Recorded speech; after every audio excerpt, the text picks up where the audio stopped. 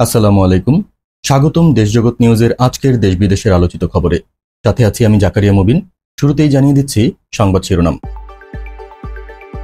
Trump Zelensky বৈঠক, পুতিনকে ঘিরে নতুন রাজনৈতিক খেলা। ভারতকে ত্যাগ করছেন ট্রাম্প, এশিয়ায় নতুন শক্তির খেলা। ইউক্রেন ইস্যুতে ট্রাম্প পুতিন বৈঠক, কোনো চুক্তি হয়নি। যথাসময়ে নির্বাচন হবে, কেউ ঠেকাতে পারবে না বলেছেন স্বরাষ্ট্র উপদেষ্টা। শিবির নিয়ে বড় ঘোষণা, ধর্ষণ চাঁদাবাজির অভিযোগের জবাব দিলেন কেন্দ্রীয় সভাপতি। প্রথমবারের মতো এশিয়ান গেমসে বাংলাদেশের সার্ফাররা। এবারে শুনুন বিস্তারিত। ট্রাম্প জেলেনস্কি বৈঠক, পুতিনকে ঘিরে নতুন রাজনৈতিক খেলা। ওয়াশিংটনে শুরু হচ্ছে এক নতুন রাজনৈতিক নাটক। ইউক্রেনের প্রেসিডেন্ট ভলোদিমির জেলেনস্কি ঘোষণা করেছেন তিনি খুব শিগগিরই বসছেন মার্কিন প্রেসিডেন্ট ডোনাল্ড ট্রাম্পের সঙ্গে। কিন্তু প্রশ্ন হচ্ছে, এই বৈঠকের আসল উদ্দেশ্য কি? আলাস্কায় রাশিয়ার প্রেসিডেন্ট পুতিনের সঙ্গে বৈঠকের পরপরই ট্রাম্পের সঙ্গে ঘণ্টাব্যাপী ফোনালাপ করেন জেলেনস্কি। শুধু তাই নয়, পরে এতে যুক্ত হয় ইউরোপের শীর্ষ ন্যাটো নেতারাও। অথচ পুতিনের সঙ্গে আলোচনায় জেলেনস্কির জায়গা হয়নি, যা ইউক্রেনে তৈরি করেছে তীব্র ক্ষোভ। জেলেনস্কি স্পষ্ট করেছেন, নিরাপত্তা নিশ্চয়তায় আমেরিকা একা নয়, বরং ইউরোপীয় শক্তিগুলোকেও পাশে চান তিনি।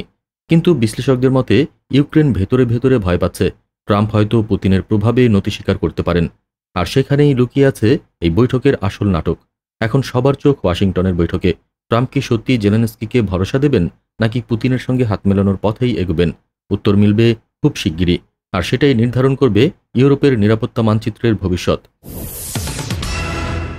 ভারতকে ত্যাগ করছেন ট্রাম্প, এশিয়ায় নতুন শক্তির খেলা। ট্রাম্প কি সত্যি ভারতকে পাশে ফেলে দিচ্ছেন? আর যদি তাই হয়, তাহলে এর মানে কি এশিয়ার জন্য? আলাস্কায় রুশ প্রেসিডেন্ট পুতিনের সঙ্গে বৈঠক করছেন ডোনাল্ড ট্রাম্প। কিন্তু এই বৈঠকের প্রতিটি মুহূর্ত গভীর নজরে রাখছে নয়াদিল্লি। কারণ একসময় যাকে ঘনিষ্ঠ বন্ধু বলে আলিঙ্গন করেছিলেন ট্রাম্প, সেই নরেন্দ্র মোদিই এখন সবচেয়ে বড় রাজনৈতিক সংকটে। ভারতের ওপর 50% শুল্ক আরোপ করেছেন ট্রাম্প, যা বিশ্বের মধ্যে সর্বোচ্চ। অথচ চীন, যারা রাশিয়া থেকে ভারতের চেয়ে বেশি তেল কিনছে, তাদের প্রতি এমন কড়া ব্যবস্থা নেননি তিনি। এতে ভারতের অভিযোগ, আমেরিকা দ্বিচারিতা করছে আর ভণ্ডামি লুকোতে পারছে না। তাহলে কি ট্রাম্প ভারতের বদলে চীনের প্রতি নরম, আর রাশিয়ার প্রতি কৌশলগত নীরবতা কি প্রমাণ করছে আমেরিকা এশিয়া থেকে সরে যাচ্ছে? আল জাজিরার বিশ্লেষণ বলছে, সাম্প্রতিক এই টানাপোড়েন আমেরিকা ভারত সম্পর্কের ইতিহাসে সবচেয়ে বড় ফাটল তৈরি করেছে। এখন প্রশ্ন, এশিয়ার ভারসাম্য কোন দিকে ঝুঁকবে? ট্রাম্পের সিদ্ধান্তে কি বদলে যাবে পুরো অঞ্চলের ভবিষ্যৎ? উত্তর মিলবে শিগগিরই। ইউক্রেন ইস্যুতে ট্রাম্প পুতিন বৈঠক, কোনো চুক্তি হয়নি। আলাস্কার মাটিতে মুখোমুখি হলেন ডোনাল্ড ট্রাম্প আর ভ্লাদিমির পুতিন। ঘণ্টার পর ঘণ্টা বৈঠক হলো, কিন্তু প্রশ্ন রয়ে গেল, ইউক্রেন যুদ্ধের ভবিষ্যৎ কোথায় দাঁড়িয়ে? বন্ধ দরজার আড়ালে দীর্ঘ আলোচনার পর দুপক্ষ সংবাদ সম্মেলনে এলেও কোনো চুক্তির ঘোষণা আসেনি। ট্রাম্প বলেছেন, সবকিছু নির্ভর করছে ইউক্রেন ও ন্যাটো মিত্রদের সম্মতির উপর, অর্থাৎ সিদ্ধান্ত এখনও ঝুলে আছে। পুতিন দাবি করলেন, স্থায়ী সমাধান চাইলে সংঘাতের মূল কারণ মেটাতে হবে, কিন্তু সেই মূল কারণটা কি তা খোলাসা করেননি তিনি। শুধু ইঙ্গিত দিয়েছেন, ইউক্রেন আর ইউরোপ যেন শান্তির পথে বাধা না দেয়। তাহলে কি এই বৈঠক কেবলই সৌজন্যমূলক ছবি তোলার আয়োজন, নাকি এর আড়ালে লুকিয়ে আছে কোনো গোপন হিসাব নিকাশ? ফলাফলহীন এই বৈঠককে মার্কিন কংগ্রেসের ডেমোক্রেট সিনেটররা বলছেন সম্পূর্ণ ব্যর্থতা। যখন ইউক্রেনে রাশিয়ার গোলা চলছে, তখন ট্রাম্পের মুখে পুতিনের প্রশংসা। এটা কি আমেরিকার নতি স্বীকারের ইঙ্গিত, নাকি বড় কোনো খেলার প্রস্তুতি? উত্তর মিলবে সময়ের অপেক্ষায়। যথাসময়ে নির্বাচন হবে, কেউ ঠেকাতে পারবে না বলেছেন স্বরাষ্ট্র উপদেষ্টা। বাংলাদেশের রাজনীতিতে আবারও উত্তপ্ত বার্তা। স্বরাষ্ট্র উপদেষ্টা সরাসরি ঘোষণা দিলেন, যথাসময়ে নির্বাচন হবেই, আর সেটা ঠেকানোর ক্ষমতা কারো নেই।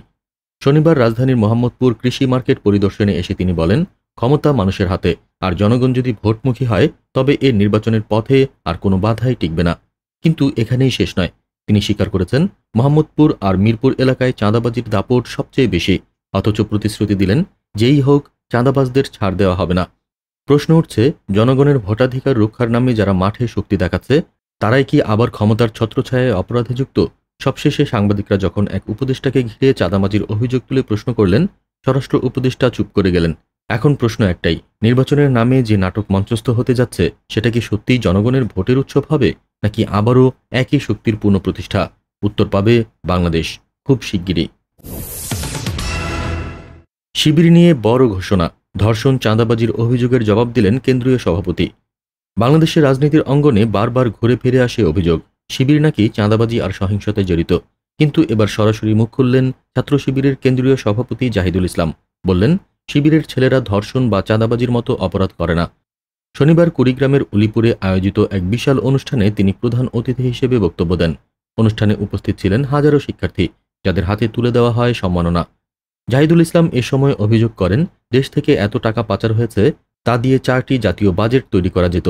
আর রংপুরের আবু সাঈদের আত্মত্যাগ আমাদের মনে করিয়ে দেয়, ফ্যাসিস্ট সরকারের পতন একদিন হবেই।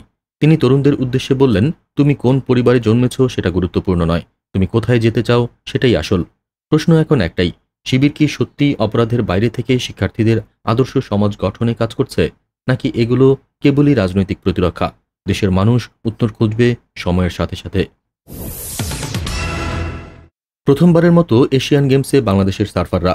বাংলাদেশের ক্রীড়াঙ্গনে ইতিহাস, প্রথমবারের মতো লাল সবুজের তরুণ সার্ফাররা জায়গা করে নিল এশিয়ান গেমসে।